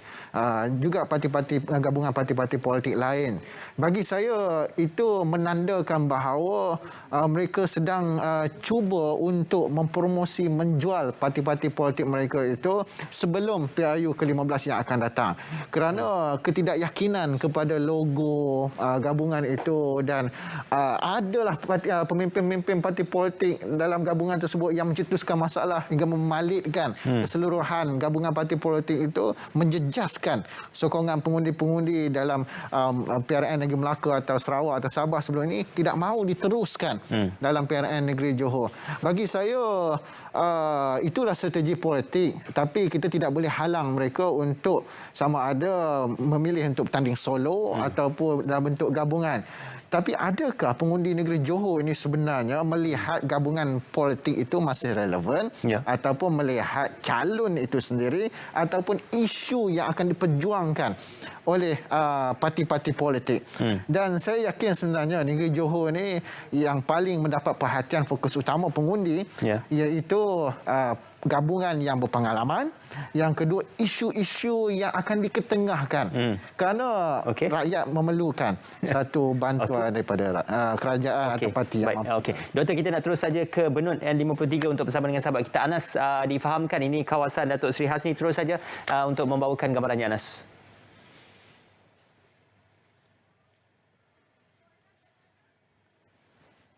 Di dalam Dewan Serbaguna Benut, N53 Dun Benut.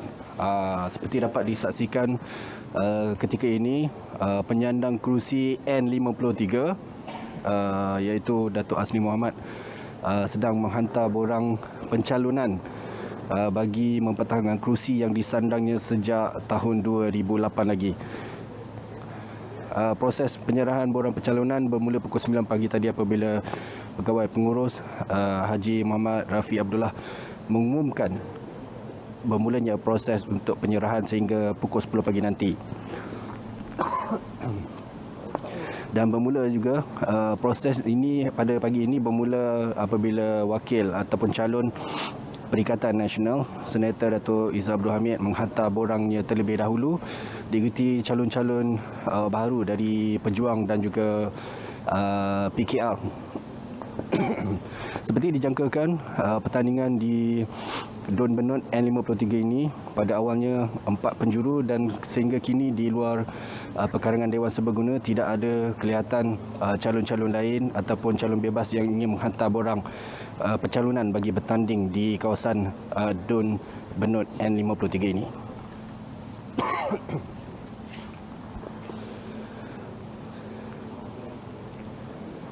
Datuk Hasni merupakan penyandang Dun Benut bermula pada 2008 dan kali terakhir adalah pada PRU ke-14 apabila beliau mempertahankan kerusi ini. Suasana di dalam Dewan Serbaguna juga tenang apabila petugas-petugas SPR berjaya mengawal keadaan. Begitu juga dengan di luar Dewan Serbaguna Benut tadi. Berjalan dengan lancar, polis menjaga dan memastikan semua yang hadir pada pagi ini hadir pada hari ini berjaya mematuhi SOP yang telah pun ditetapkan. Kita nantikan sebenarnya sehingga pukul 10 pagi nanti apabila tamat proses penyerahan borang pencalonan. Sekian dulu laporan dari Dun Benut N53 sehingga pukul 9.34 pagi ini. Kembali semula kepada rakan di Angkasa Puri. Terima kasih Anas. Itu dia N53 Benut, Datuk Seri Hasni Mohamad sudah pun hadir di Pusat Penamaan Calon. Doktor, kita berbual kembali. Bukan saja faktor profil Datuk Seri Hasni sebagai Amat Berhormat Menteri Besar Negeri Johor, tetapi juga di Pontian, Parlimen Pontian juga Datuk Seri Ahmad Maslan juga merupakan pemimpin yang popular di peringkat akar umbi. Jadi faktor-faktor penolak ini menjadikan mungkin akan memberi ruang kepada Datuk Seri Hasni untuk mengekalkan kedudukan dan memberi kemenangan kepada Barisan Nasional di sana. Gelombang 2018 Datuk Seri Hasni masih terus kekal menang di Benut. Yang kita lihat di Pontian itu kawasan kubu kuat kepada Datuk Seri Ahmad Mazlan. Kita kena lihat juga bagaimana pemimpin-pemimpin, ya, kalau kita menganalisis atau memahati daripada peringkat atas saja, permukaan saja, kita tidak boleh mencerap apa yang berlaku di peringkat akaun B. Sebab itu negeri Johor ni bila kita masuk ke kawasan-kawasan, ya, kita lihat bila kita bertanya kepada pengundi, kepada rakyat, ya, ada yang sangat berpuas hati kerana pemimpin turun kawasan. Ada juga pemimpin yang tidak menghebahkan, ya, lawatan mereka secara besar-besaran di media sosial ataupun apa-apa saluran media. Tetapi sebenarnya apa yang diinginkan oleh rakyat, ya, walaupun pemimpin itu hanya datang untuk bertanya khabar, ya, itu merupakan satu kegembiraan yang luar biasa kepada pengundi dan rakyat kerana mereka itu diraihkan dan akhirnya mereka memilih pemimpin yang kerap turun padang dan menjaga akar umbi yang begitu kuat, dan walau apa saja gelombang yang turun mereka tetap memilih pemimpin yang sama. Jadi faktor pemimpin itu saya lihat di kawasan Pontian, khususnya di Dun Benut itu sebenarnya mempengaruhi, apatah lagi kawasan Yang Amat Berhormat Menteri Besar, ya, khususnya yang akan memberikan satu laba ataupun satu kelebihan kepada Dun tersebut. Laba tak dengar perkataan laba tu. Mau tahu kita ke tengah-tengah kan, ya, kita promosikan. Jadi mau tak mau itulah satu kelebihan kepada pengundi di kawasan tersebut, rakyat di kawasan tersebut untuk mendapat apa yang lebih baik daripada kawasan lain. Jadi saya lihat sebenarnya seperti di Sarawak bagaimana Tan Sri Abang Johari, ya, berpindah daripada satu kawasan kepada kawasan yang lain. Dia diraihkan kerana seolah-olah kehadiran seorang pemimpin itu, seorang ketua menteri seperti di Johor, menteri besar itu terus kekal menang di kawasan Benut. Bagi saya itulah satu keistimewaan, keunikan, dan sudah pastinya pengundi di Dun Benut akan terus memilih, ya, Datuk Seri Hasni itu sebagai calon mereka, sebagai pemimpin mereka pada masa akan datang atas kelebihan sebagai Yang Amat Berhormat Menteri Besar. Walaupun lepas PRU 2018 kita lihat sebenarnya beralih tangan jawatan Menteri Besar daripada seorang tokoh politik kepada tokoh politik yang lain. Tetapi di penghujungnya bagaimana Datuk Seri Hasni menghabiskan, ya, sebelum membubarkan Dewan Undangan Negeri, menghabiskan pentadbiran beliau dengan begitu baik, ya, bagaimana rundingan dengan Singapura, bagaimana kita lihat hubungan yang baik antara kerajaan persekutuan dengan kerajaan negeri, itu sebenarnya mempengaruhi. Jadi kalau nak jadi pemimpin sekarang, jangan kita duduk di Kuala Lumpur dan hanya seminggu sekali ataupun setahun sekali baru balik ke nak mengundi ya. Datang nak mengundi saja. Sekarang bukan zaman sebelum merdeka. Kita kena menjadi pemimpin akar umbi yang mampu tahu denyut dari rakyat, ya, sehingga pukul 2-3 pagi pun bertemu dengan rakyat, kerana itulah sebenarnya tugas sebagai pemimpin atau wakil rakyat, bukan sahaja hanya bertekak dalam parlimen atau Dewan Undangan Negeri yang akhirnya merugikan itu kepada rakyat. Okey, Doktor, juga pandangan daripada pengundi-pengundi ataupun bakal-bakal pengundi juga berkenaan tentang kesetiaan kepada kepercayaan telah diberikan. Isu tentang lompat parti. Semalam, gerakan telah pun menandatangani surat akuan bersumpah SD untuk tidak lompat parti, tidak berlakunya isu lompat parti. Ada beberapa individu dalam pilihan raya umum Dewan Negeri ini yang mempunyai track record berpindah dari satu parti ke parti yang lain selepas pilihan raya umum yang lalu.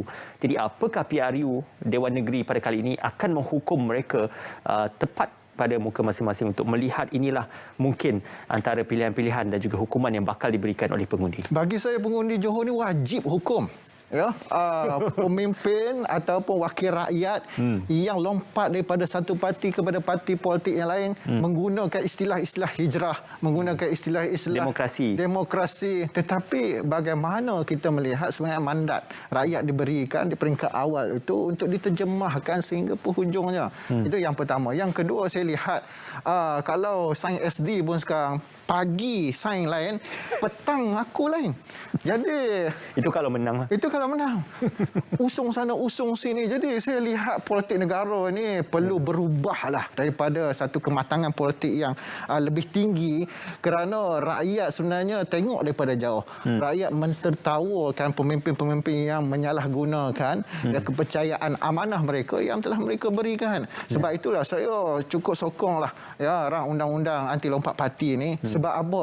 Sebab kita nak menghalang ya itu sebagai satu senjata untuk kita tembak kata-kata politik ini untuk terus melompat daripada satu parti kepada parti politik hingga mencetuskan ketidakstabilan kepada politik bukan saja negeri Johor tapi juga kepada peringkat persekutuan. Kerana rakyat letih dengan perkembangan politik yang tidak stabil yang akhirnya menyebabkan rakyat sendiri makin lama semakin menjauhkan diri pada politik. Okey, baik Doktor, kita nak kembali berehat seketika untuk kita berikan laluan kepada ada beberapa laporan di beberapa lokasi juga akan dikongsikan oleh penyampai kita. Apakah kemas kini yang terbaru, Shu, di manakah antara lokasinya? Ya, betul. Terima kasih Ismail. Sekarang ini merupakan antara waktu-waktu yang agak kritikal kerana ini merupakan waktu rasmi di mana calon-calon menghantar nama-nama mereka. Jadi sekarang ini kita bersama dengan rakan penyampai Tika Makhtar daripada N43 Permas dan juga bersama dengan seorang lagi seketika nanti. Tapi sebelum itu kita ingin bersama dengan Atikah terlebih dahulu untuk N43 Permas dan juga bersama dengan Azizi selepas itu. Silakan terlebih dahulu Atikah. Syuaida, hari yang cerah, tiada hujan. Pada proses penamaan calon hari ini di Stadium Bandaraya Pasir Gudang, seakan-akan merestui perjalanan proses penamaan hari ini. Walaupun semalam hujan lebat membasahi bumi Johor ini. Dan kini saya bersama pihak media turun ke stadium ini 6.30 pagi lagi bagi melaporkan keadaan terkini proses penamaan calon bagi N43 Permas ini. Untuk pengetahuan anda, proses penamaan calon ini hanya dibuka sejam bermula pukul 9 pagi tadi dan bakal calon hanya diberikan selama 1 jam bagi mengemukakan borang pencalonan dan hanya pencadang calon dan penyokong calon sahaja dibenarkan masuk ke pusat penamaan calon ini. Saya juga dikabarkan kawasan ini dijangka akan memperlihatkan pertembungan 5 penjuru yang terdiri antara Perikatan Nasional, Barisan Nasional, Warisan Pejuang dan Pakatan Harapan. Tetapi keputusannya nanti akan dijangka akan diumumkan oleh Pegawai Pengurusan Pilihan Raya bagi kawasan M43 Permas ini sebentar saja lagi. Terdahulu calon dari Parti Pakatan Harapan Syed Othman Abdullah tiba di pekarangan Stadium Bandaraya jam 8 pagi serta calon dari Warisan Muhammad Husaini Khairi hadir pada masa yang sama. Ini diikuti pejuang yang diwakili Muayyah Ahad kira-kira jam 8.04 pagi, calon dari Perikatan Nasional Tazul Arifin pukul 8.15 pagi dan terakhir calon Barisan Nasional Baharudin Taib hadir pada pukul 8.55 pagi. Ketika ini proses masih lagi berlangsung bagi N43. Berlangsung dalam suasana masih lagi berdepan dengan COVID-19 agak sukar, namun ia dilakukan demi mengelakkan penularan jangkitan COVID-19. Pemerhatian saya di sekitar kawasan ini agak sederhana, namun ia dikawal rapi oleh pegawai SPR serta anggota keselamatan selaras dengan arahan SPR yang melarang aktiviti berkumpul dan berarak ketika proses penamaan ini berlangsung. Saya kira setakat ini saja perkembangan yang dapat saya berikan di kawasan M43 Permas ini. Yuk mengundi. Kita bersiaran bersama Azizi di N27 Layang-Layang. Atikah, di Dewan Muafakat Majlis Daerah Simpang Renggam pula adalah merupakan pusat pencalonan bagi DUN N27 Layang-Layang dan di sini telah dijangkakan ada kemungkinan 4 penjuru pertembungan di antara Parti Barisan Nasional, Perikatan Nasional, PKR dan Pejuang sebagaimana diumumkan oleh parti-parti berkenaan sebelum ini. Dan calon-calon yang dinamakan sudah pun tiba mengikut peraturannya. Mereka tiba sebelum pukul 9 pagi lagi dan yang pertama tiba ialah calon dari PKR, Muhammad Mazli Malik, 8.30 pagi tadi, diikuti dengan Ahmad Syafiq Uthman dari Parti Pejuang pada pukul 8.55, dari Parti Perikatan Nasional K. Alagatiran pukul 9 pagi, dan akhir sekali dari Barisan Nasional Haji Abdul Muttalib Abdul Rahim telah pun tiba pada pukul 9.05 pagi. Jadi cuaca pagi ini alhamdulillah terang sejak dari awal pagi tadi, dan kedudukan Dewan Mufakat ini yang jauh dari jalan besar juga, di samping dikawal oleh anggota keselamatan dari peringkat awal sehinggalah ke pekarangan Dewan Mufakat ini. Dan begitu juga dengan orang ramai juga mematuhi arahan untuk tidak berkumpul dan berarak ke Dewan Mufakat ini. Dan untuk makluman penonton juga, pada PRU 14 yang lalu, kawasan ini, DUN N27 layang-layang ini dimenangi oleh Barisan Nasional dengan wakilnya On bin Ghazi dengan undi 7,449 undi, majoriti 364 undi, menewaskan calon Parti Keadilan Rakyat Cikgu Murugan 7,085 undi, dan juga calon Parti PAS iaitu Haji Jubri dengan 1,339 undi. Dan ketika ini keempat-empat calon dari parti-parti yang bertanding, yang akan bertanding nanti telah pun masuk untuk menyerahkan borang pencalonan masing-masing. Kita tunggu saja lagi pada pukul 10 nanti apabila tamat waktu mengemukakan borang pencalonan, insya-Allah akan disahkan siapakah yang akan bertanding bagi N27 layang-layang ini. Syuhaidah, kembali bersama anda. Ya, baik, terima kasih Azizi dengan perkembangan daripada N27 layang-layang. Juga seketika tadi kita bersama dengan Atikah dari N43 Permas. Kalau disaksikan N27 layang-layang ini antara kawasan kerusi padas kerana bagaimana sebenarnya Yang Berhormat Mazli Malik sudah pun menghantar pencalonannya. Jadi mungkin kita boleh dapatkan kupasan yang lebih lanjut dan apakah yang calon-calon ini boleh lakukan untuk mendapat kemenangan di N27 layang-layang ini. Sekali lagi bersama dengan Dr. Taufik dan juga Ismail. Silakan. Okey, baik. Ya, itu seperti yang disebutkan tadi. Doktor, saya nak mengambil perhatian kalau di Sarawak tempoh hari meneruskan legasi untuk mungkin meneruskan legasi ayah ataupun keturunan bagi mereka yang pernah bertanding sebelum ini di satu kawasan. Kempas kita berikan perhatian kepada Don Nekman yang juga merupakan anak dia kepada calon yang ditebakkan sebelum ini yang telah pun pergi menghadap ilahi, iaitu Datuk Osman Sapian. Bagaimana doktor melihat meneruskan legasi itu akan memberikan satu kelebihan, membawa nama ayahandanya, membawa nama ayahnya itu akan meletakkan peluang yang besar kepada calon ini di Kempas. Ya, kita lihat di negeri Johor ini pelibatan politik kebanyakannya menerusi keturunan. Misalnya Datuk Seri Syamuddin Tun Hussein daripada keturunan Wan Jaafar, kemudiannya Wan Hafiz Ghazi itu sendiri. Kemudiannya hari ini muncul pula Non Nekman. Bagi saya ada setengah situasi ataupun sebilangan masa itu relevan atas kapasiti bagaimana karismatiknya seorang pemimpin, bagaimana mampu untuk meneruskan perjuangan politik yang sebelum ini. Tetapi kita perlu lihat dalam konteks politik sekarang, undi automatik, pengundi muda, dia tak nak lihat itu lagi. Dia nak lihat bagaimana prestasi dalam membangunkan, dalam memperjuangkan kehidupan mereka.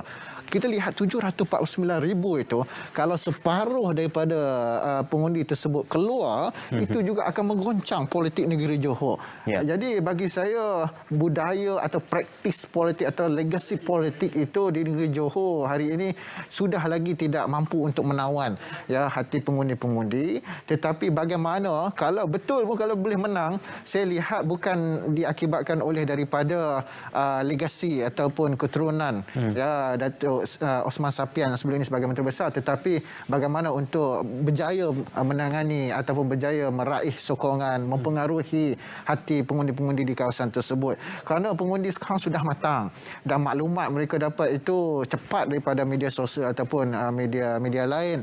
Dan seperti mana kita lihat di Dun Layang-Layang itu sendiri akan menurunkan, PKR akan menurunkan figura mereka di Johor, Datuk Mazli Malik, Dr. Mazli Malik. Tetapi bagi saya, bagaimana prestasi beliau sebelum ini, kita lihat bagaimana penerimaan penduduk di Simpang Renggam itu sendiri dengan apa janji-janji yang sebelum ini yang pernah diketengahkan, adakah masih relevan atau tidak, sesuai atau tidak sebagai calon Menteri Besar. Jadi inilah satu persoalan yang sungguh subjektif. Kalau kita turun buat survey pun, peringkat awal jawapannya akan berbeza di peringkat hujungnya. Kerana kita lihat persepsi, politik persepsi hari ini sangat memainkan peranan. Apatah lagi hegemoni politik itu sedang diketengahkan oleh parti-parti politik. Tapi bagaimana parti-parti politik atau calon-calon ini mempengaruhi persepsi pengundi-pengundi. Kalau berjaya menang persepsi pengundi-pengundi, persepsi politik ataupun berjaya menawan persepsi semasa pengundi, saya yakin mereka tidak ada masalah yang besar. Tetapi bagaimana untuk memain dan mengekalkan persepsi itu, sukar. Saya suka jargon-jargon yang digunakan, hegemoni dan juga laba yang diutarakan oleh Dr. Seketika tadi. Seperti yang disebutkan, kita nak kekempas apa yang kita bincangkan tadi berkenaan tentang bagaimana calon yang ditempatkan itu dikempas juga menampilkan ketua wanita PKR untuk dipertandingkan dengan saudara Nur Nikman Osman yang juga merupakan anak kepada Allahyarham Datuk Osman Sapian. Dan juga selepas itu kita akan ke Permai. Ini merupakan gambaran kepada kerusi-kerusi panas yang akan dibawakan. Okey, Shu, silakan untuk kita bersama dengan sahabat-sahabat kita. Terima kasih Ismail. Kita akan bawa anda berlintas langsung untuk menyaksikan keadaan terkini dan juga semasa bersama dengan rakan penyampai daripada N50 Bukit Permai, Mat Saufi Mat Nawawi, juga selepas itu bersama dengan N47 Kempas Nur Azizah Abdul Rahman. Jadi silakan terlebih dahulu Mat Saufi, silakan. Baik, terima kasih kepada Syuhaida. Saya kini berada di Dewan Raya Putra Kulai yang merupakan lokasi bagi penamaan calon bagi N50 Bukit Permai, dan sehingga kini terdapat 4 orang calon yang telah hadir di Dewan Raya Putra Kulai ini untuk bertanding bagi N50 Bukit Permai, yang mana sebelum ini penyandangnya adalah bekas Exco Hal Ehwal Agama Islam daripada Parti Bersatu, iaitu Tuan Haji Taufik Jarvanti. Dan calon yang pertama hadir yang memasuki Dewan Putra Kulai ini adalah pada pukul 9 pagi, di mana sebaik sahaja Dewan ini dibuka, iaitu calon daripada Parti Pejuang, iaitu Mukhtar Abdul Wahab yang memasuki Dewan kira-kira pukul 9 pagi, dan diikuti calon daripada Parti Barisan Nasional, iaitu Datuk Muhammad Jafni yang memasuki Dewan kira-kira 9.04 pagi. Seterusnya adalah calon daripada Parti Perikatan Nasional, di mana untuk calon Perikatan Nasional ini penyandangnya Taufik Jarvanti juga turut bertanding. Namun begitu, untuk hari ini beliau tidak dapat hadir dan beliau menghantar wakil untuk hari penamaan calon, dan akhir sekali adalah daripada calon Parti Muda, iaitu Azrul Rahani yang memasuki Dewan kira-kira 9.12 pagi. Mengikut statistik jantina daftar pemilih induk 2021 PRU Dewan Negeri Johor ke-15 bagi N50 Bukit Permai ini, di mana untuk lelaki adalah seramai 19,847 bersamaan dengan 50.10% berbanding wanita yang berjumlah 19,764 atau 49.90%. Dan suasana di sini berada dalam keadaan yang baik tanpa sebarang insiden yang tidak diingini berlaku, dan kelihatan juga penyokong-penyokong yang hadir untuk menyokong calon-calon yang bertanding membawa bendera parti juga kelihatan patuh dengan arahan yang telah pun dikeluarkan oleh pihak SPR, dan mereka juga mematuhi SOP yang dikeluarkan oleh pihak MKN bagi mengekang penularan virus COVID-19. Dan kawalan keselamatan juga sangat dititik beratkan dengan kehadiran pegawai dan anggota polis yang sentiasa bersiap sedia bagi mengelak berlakunya sebarang kekecohan ataupun perkara yang tidak diingini berlaku di sini. Dan tambah lagi dengan keadaan cuaca yang cukup baik di sini, memudahkan lagi dan melancarkan lagi perjalanan proses penamaan calon di Dewan Raya Putra Kulai ini. Sekian laporan saya, Saufi Nawawi, untuk N50 Bukit Permai, melaporkan untuk RTM. #YokNgundi. Kita terus bersama-sama dengan Azizah Draman. Silakan.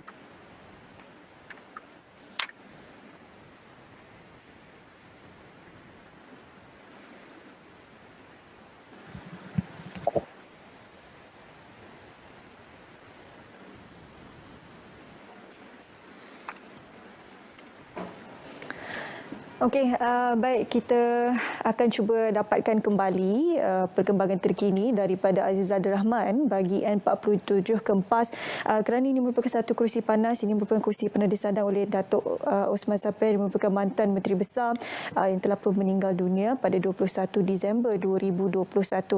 Sementara kita cuba mendapatkan kembali perkembangan terkini daripada Aziz Abdul Rahman. Sementara itu kita kembali semula bersama dengan Dr. Taufik dan juga Ismail. Silakan. Okey, terima kasih untuk sahabat penyampai kita tidak sempat untuk membawakan laporannya di Permai. Tapi doktor, berbalik kepada Kempas itu tadi, PKR meletakkan ketua wanitanya, kalau Pejuang juga meletakkan Nur Nikman. Apakah parti politik lain seperti BN yang dilihat dominan mempunyai peluang di Kempas itu? Satu saja jawapan. Bawah 70% ada peluang Barisan Nasional. Satu skor lah. Ya, satu skor. Dan kita kena lihat suara wanita di negeri Johor. Kita lihat beberapa menteri juga berasal daripada negeri Johor. Datuk Seri Noraini, Ketua Wanita UMNO, kemudiannya Datuk Halimah Sadiq. Suara wanita Johor ni suara keramat.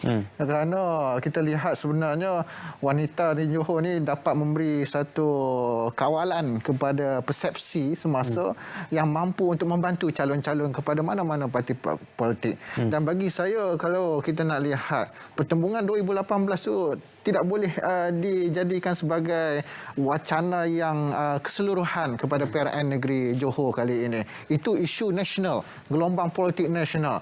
Tetapi bagaimana untuk kita lihat kembali kepada perkembangan politik tempatan, bagaimana kita lihat bagaimana pengaruh Jawa, Bugis negeri Johor, ya, itu masih lagi kekal kepada parti yang memerintah negeri Johor, Barisan Nasional.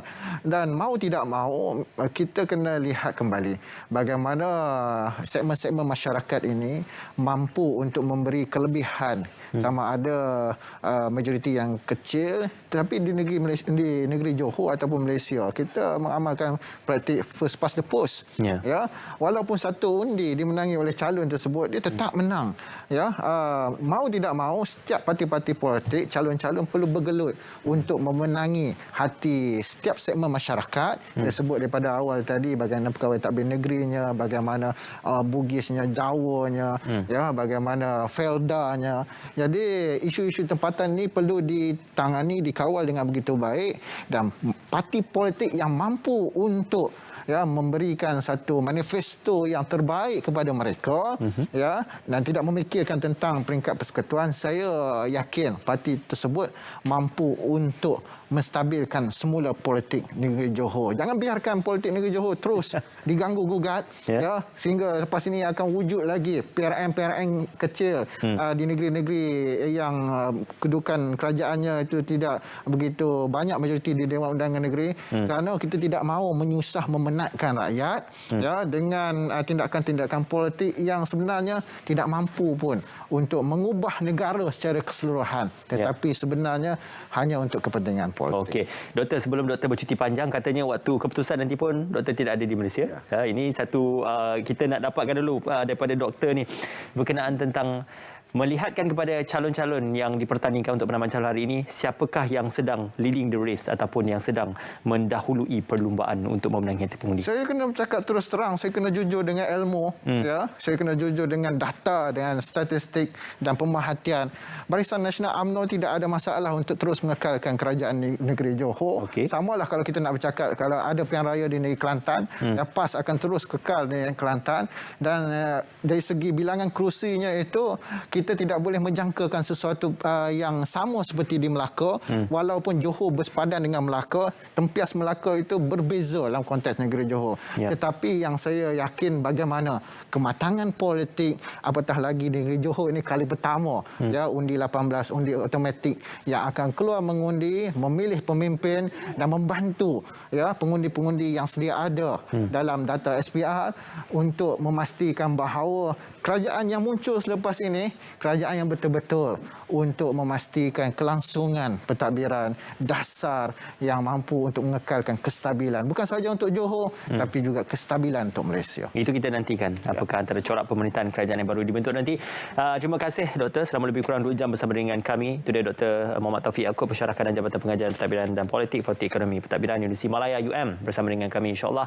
Selamat berjaya Doktor, dan juga kita ucapkan yang terbaik untuk apa jua urusan yang akan dilaksanakan selepas ini.